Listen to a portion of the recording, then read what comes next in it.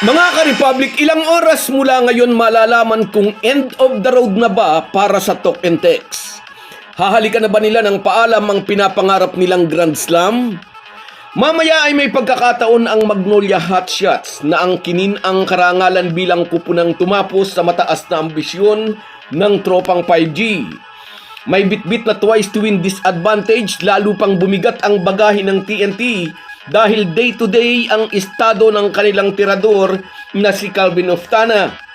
Namamaga ang bukong-bukong ni Oftana dahil natapilok ito sa huli nilang laro, at kung mawawala ito sa laban nila mamaya kontra ulit sa Magnolia, siguradong sasamantalahin ito ng tropa ni Chito Victolero na gusto na ring ipagpag ang tag na Intro Boys.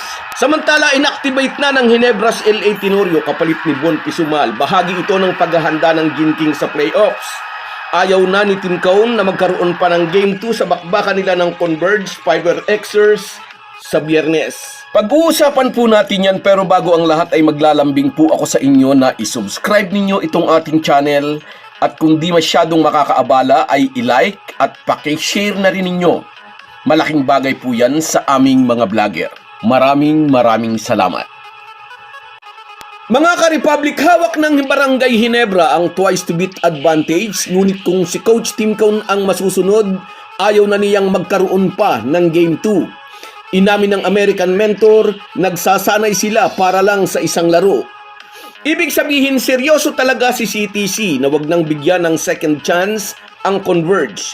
Ang gusto niya, tapusin na agad ng kanya mga bataan ng laban upang mayroon silang sapat na pahinga bago harapin ang kupunang makakatapat nila sa semis. Sinabi ito ng Ginebra coach matapos ang nauna niyang pahayag na dangerous na kalaban daw ang Fiber Xers. Ngunit siguro iyon din ang dahilan kaya gusto niyang tapusin agad sa unang laro ang Telco franchise. Kasi nga naman mahirap kung matatalo pa sila sa kanilang unang salpukan. Mayroon ngang twice to beat advantage ang Ginebra, ngunit ayaw ni Tim Cone na makakakuha ng kumpiyansa ang Fiber Xers.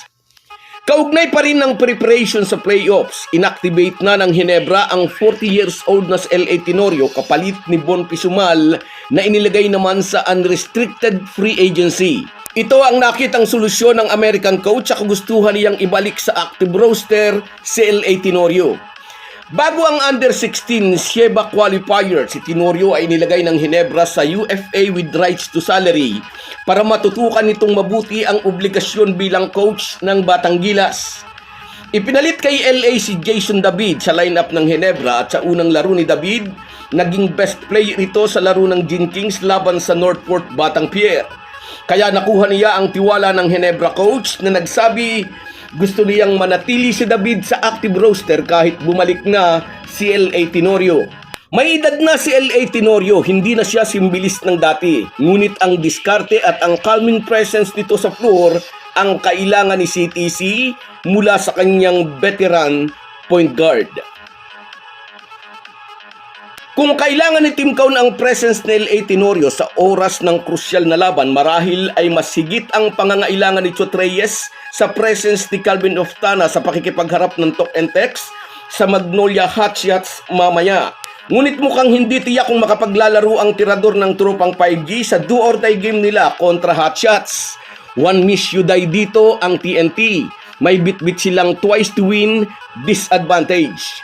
Natapilok si Calvin Oftana sa kanilang huling laro, at dahil dito namabaga pa rin ang bukong-bukong nito. Day-to-day ang estado nito, ibig sabihin sa oras mismo ng laban didesisyonan kung gagamitin ba siya ng talk and text sa laro nila mamaya.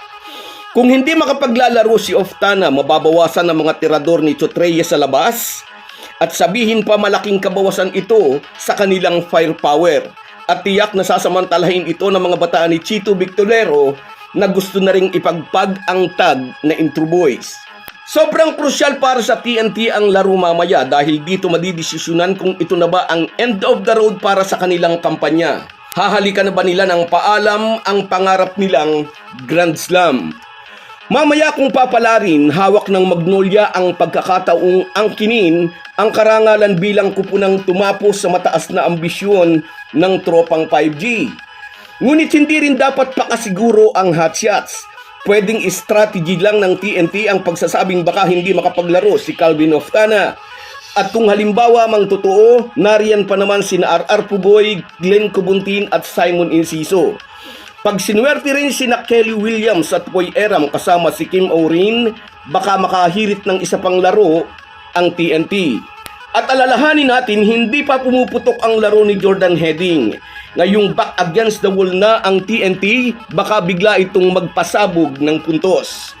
Sa isang banday na ipakita naman ng Magnolia na kaya nilang tapatan ang lakas ng TNT. Napataob nila ang tropang 5G na magharap sila sa elimination kung saan sinipa nila ang mga ito palabas sa top 4. Ang dalawang magkasunod na talo ng Tok and Tex sa kamay ng Ginebra at Magnolia ang nagpasikip sa daan ng mga bataan ni Chot Reyes. At kung malulusutan pa ng tropang 5G ang masikip na daang ito, baka nga posible pang maabot nila ang kanilang pangarap. So guys, yan lang muna. Hanggang sa muli.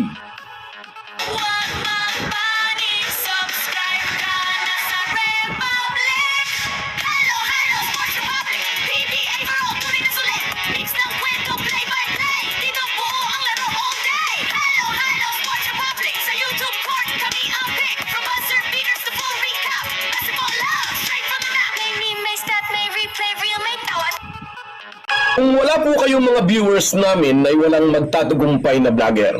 Kaya salamat po sa inyong panunood. Shoutout sa iyo, Merson Kabady Vlog mula dyan sa Oman. Salamat sa panonood, kabayan. At sa iyo rin, Jigs Carido. Dapat daw i-cremate na lang si Williams. Sa iyo rin, Romeo Ramirez. Shoutout sa iyo, Idol. Salamat sa suporta. At sa iyo rin, shoutout Rimia Tibay. Good luck daw sa Gin Kings, sabi niya. At sa iyo rin, shoutout Papa Kiko. Yes, pray tayo lagi kahit sa anong sitwasyon. Sa iyo rin, Love Plus One. Hindi magpapabaya ang Ginebra, sabi niya. Sa iyo rin, shoutout Marcelo Tisalona. Oo, parang nagkamali ang Converge. Sa iyo rin, Erwin Santiago, tama ka, dapat mapigilan ng mga big men ng Converge. At sa iyo rin, shoutout Cecilio Tenorio, salamat sa suporta. At sa iyo rin, Perla Kudisal, salamat sa inyong lahat. Kahit gaano po tayo kabisi, ay huwag po nating kalimutan ang ating buhay espiritual. Lagi po tayong magpasalamat sa bawat araw na dagdag sa ating buhay. Malaki po ang maitutulong ng pananalangin araw-araw. Isang paalala po mula sa inyong Halo-Halo Sports.